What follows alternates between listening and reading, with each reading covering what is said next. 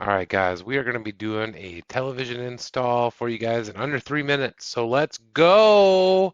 All right, so we're going to unbox the mount. We're going to get this thing out. We're going to line it up, make sure everything looks good, make sure the arrow's pointing towards the top.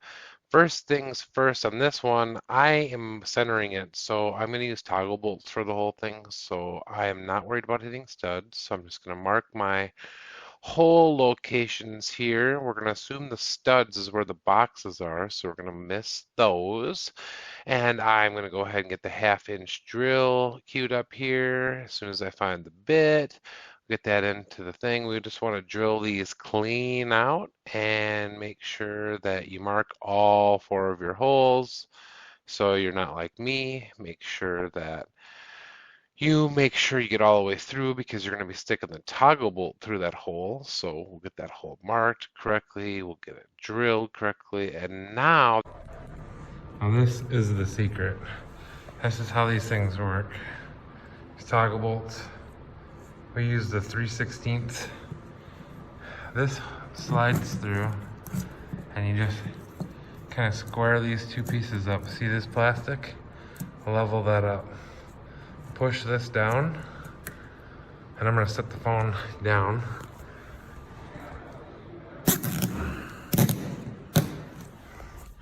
Just like so. And you'll end up with 4 of those in the wall, and I'll show you what happens next. All right, so once you have those 4 in, take a picture, just like this, of the toggle bolts in the wall.